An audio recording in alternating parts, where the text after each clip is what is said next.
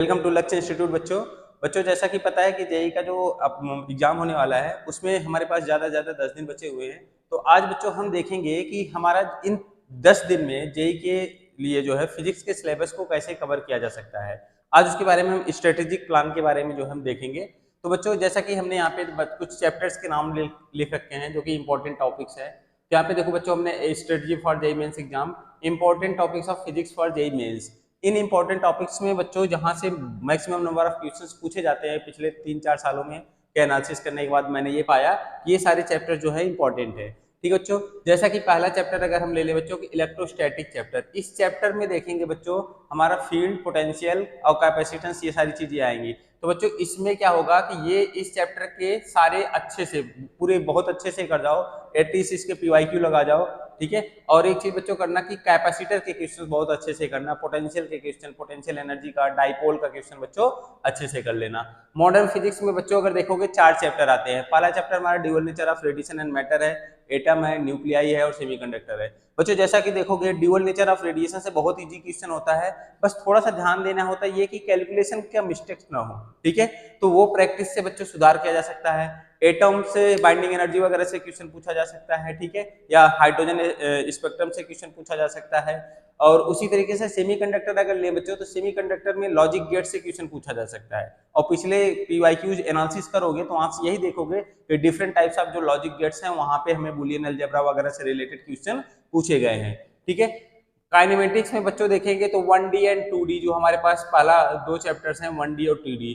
1D बच्चों अच्छे से कर लेना, और 2D में बच्चों हमारे पास प्रोजेक्टाइल मोशन और सर्कुलर मोशन, ये 2 चीजें करनी है बच्चों। ठीक है, प्रोजेक्टाइल एंड सर्कुलर मोशन। अब एक चीज जरा ध्यान से देखो बच्चों कि यहाँ पे ना बहुत डिटेल में नहीं जा सकते क्योंकि हमारे पास कितना दिन है, 10 दिन बचा हुआ है। तो हमें इन दोनों टॉपिक्स के बच्चों फार्मूले अच्छे से कर लेना। एक हमारे पास वेक्टर बचता है, उसको अच्छे से कर लेना। ठीक है, एनएलएम में बच्चों एनएलएम अच्छे से कर लेना। ठीक है, एटलीस्ट कंसेप्ट तुम्हें अच्छे से आते हो। ठीक है, अभी ये हम बताएंगे कि करना क्या है इसमें से, किस तरीके से इसको हम ज्यादा मतलब कम समय में ज्यादा पढ़ सकते हैं। ठीक है, यूनिट एंड मेजरमेंट बच्चों ये अगर देखोगे 3 से 4 घंटे में पूरा अच्छे से कर सकते हो। यहाँ पे तुम्हें वही परसेंटेज एरर वाला जो है क्वेश्चन अच्छे से कर लेना। ठीक है, रोटेशनल मोशन जो बच्चों बहुत बड़ा चैप्टर है और इसमें जो है हम ज्यादा नहीं करना है क्योंकि इतना टाइम है नहीं। सेंटर ऑफ मास और मोमेंट ऑफ इनर्शिया 2 चीजें करना, इसके अलावा इससे कुछ भी मत करना। बच्चों यहाँ पे क्या करना है कि फार्मूला बहुत इंपॉर्टेंट है। फार्मूला याद रखना, सेंटर ऑफ मास का और मोमेंट ऑफ इनर्शिया के जितने भी फार्मूले बच्चों जो मेरे पढ़ाए हुए नोट्स हैं उस नोट्स से सारे फार्मूले याद रखना। और फार्मूला याद करने के बाद एटलीस्ट हर एक फार्मूले पे 1 या 2 क्वेश्चंस लगा लेना। इस तरीके से देखोगे बच्चों 25-30 क्वेश्चन लगाओगे तो तुम्हें सारे फार्मूले कैसे किस तरीके से अप्लाई करना है वो चीज तुम्हें पता चल जाएगी। नेक्स्ट बच्चों ऑप्टिक्स है। ऑप्टिक्स में हमारे पास बच्चों एक रे ऑप्टिक्स है, दूसरा हमारे पास बच्चों है वेव ऑप्टिक्स। ठीक है, तो हम यहाँ पे बच्चों तुम्हें रे ऑप्टिक्स के लिए ज्यादा फोकस नहीं करेंगे, लेकिन वेव ऑप्टिक्स में बच्चों इंटरफेरेंस जरूर पढ़ लेना। ठीक है, इंटरफेरेंस में YDSC जो है बच्चों, यंग्स डबल स्लिट एक्सपेरिमेंट बच्चों, इसको पढ़ लेना। ठीक है, डायफ्रैक्शन का थोड़ा बहुत देख लेना, ज्यादा देखने की जरूरत इसको डायफ्रैक्शन को नहीं है, लेकिन ये ध्यान देना बच्चों इंटरफेरेंस में YDSC पढ़ लेना। मैक्सिमम इंटेंसिटी मिनिमम इंटेंसिटी का फार्मूला याद रखना बच्चों। ठीक है, कि और यहाँ पे जो फ्रिंज होता है कंस्ट्रक्टिव और डिस्ट्रक्टिव इंटरफेरेंस के बारे में अच्छे से पढ़ लेना। करंट इलेक्ट्रिसिटी बच्चों इंपॉर्टेंट टॉपिक है, यहाँ से 1 से 2 क्वेश्चन पूछा जाता है, सर्किट से रिलेटेड क्वेश्चन होंगे, उसको अच्छे से जितना भी किरचॉफ लॉ वगैरह है उसको अच्छे से देख लेना, क्वेश्चन की प्रैक्टिस कर लेना। वेव एंड ऑसिलेशन में बच्चों देखेंगे हम तो यहाँ पे स्पीड ऑफ वेव से क्वेश्चन आता है।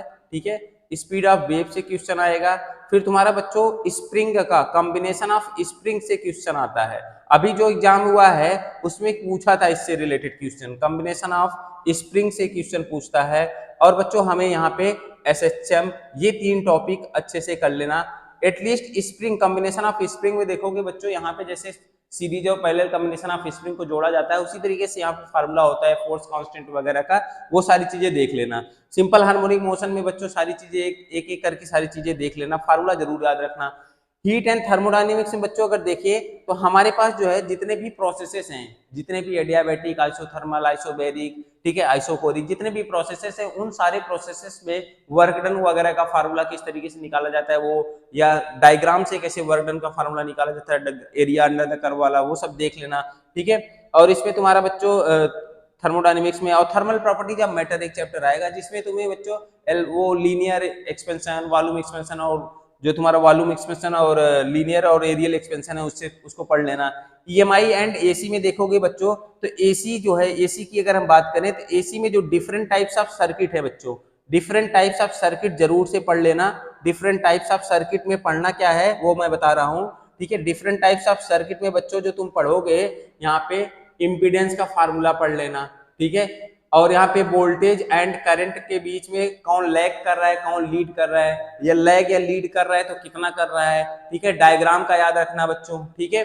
पावर फैक्टर पूछ सकता है बच्चों cos फाई का, ठीक है, उसको याद रखना, ठीक है। जैसे cos फाई जो हमारा पावर फैक्टर होता है cos फाई इक्वल टू कितना होता है बच्चों, R अपान में Z होता है। तो ये सारी चीजें जो हमारे फार्मूले हैं, यहाँ से पावर जो इंस्टेंटेनियस पावर का फार्मूला जो होता है P equal to 1/2 VRMS IRMS into cos phi, उसको याद कर लेना, ठीक है। उसके बाद जैसे देखेंगे बच्चों यहाँ तक ये सारी इंपॉर्टेंट टॉपिक्स हैं। जैसे कुछ टॉपिक्स हमारे जो बच्चे बचते हैं जैसे मैग्नेटिज्म एंड मैटर का, ठीक है, उसको एक बार रफली क्या करो कि फार्मूला देख के पीवाईक्यू देख जाओ, ठीक है। इतना टाइम नहीं है हमारे पास कि हम बहुत डिटेल में जाएं, बस इतना करो कि फार्मूला देख लो और उसके पीवाईक्यू को एक बार देख लो कि किस तरीके से हुआ। हो सकता है कि एक आध फार्मूला तुम्हारे दिमाग में क्लिक कर जाए और उससे रिलेटेड अगर क्वेश्चन आता है तो तुम कर सकते हो। बच्चों ये सारी चीजें हम कैसे रिटेन कर पाए, मतलब मैक्सिमम रिटेन कैसे कर पाए 10 दिनों में, उसके लिए अगर हम देखें तो बच्चों कुछ चीजें तुम्हें फॉलो करनी होगी। जैसे कि पीवाईक्यू जो बच्चों है, पीवाईक्यू पे मेन फोकस करो कि 2018 से लेके 2023 के जितने भी पीवाईक्यू हैं, ठीक है बच्चों, जितने भी चैप्टर वाइज पीवाईक्यू हैं सारे पीवाईक्यू सॉल्व कर जाओ और बहुत इजीली कर सकते हो बच्चों, ठीक है। उसके अलावा दूसरा काम कर सकते हो कि वर्कशीट पे ध्यान दे सकते हो। जैसे बच्चों कि हमारे लक्ष्य इंस्टीट्यूट का जो है चैप्टर वाइज हमने वर्कशीट बना रखी है, हर एक चैप्टर का फिजिक्स में मिल जाएगा आपको, चैप्टर वाइज वर्कशीट मिल जाएगा और एक एक वर्कशीट में लगभग 100-150 क्वेश्चन हैं।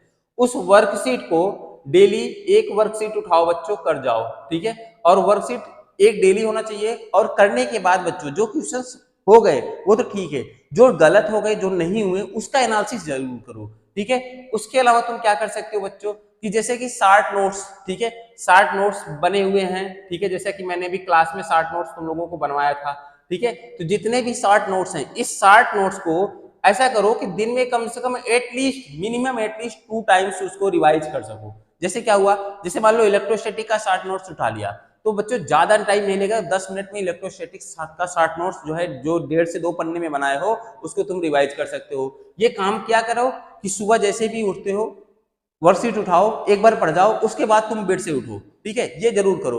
और शाम को सोने से पहले एक बार वर्कशीट देख जाओ, ठीक है। तो यहाँ पे इस तरीके से 60 नोट्स का रिवीजन जो है तुम 2 बार करोगे, एक बार मॉर्निंग में कर लोगे और एक बार सोने से पहले कर लोगे, नाइट में कर लोगे, तो बच्चों ये फार्मूला तुम्हारे दिमाग में जो है फिट हो जाएगा, ठीक है। तीसरा काम तुम ये कर सकते हो बच्चों कि यहाँ पे जो पीवाईक्यूज हैं और वर्कशीट है, ठीक है बच्चों, इसमें बहुत सारे क्वेश्चन तुम्हें कॉमन मिल जाएंगे, ठीक है।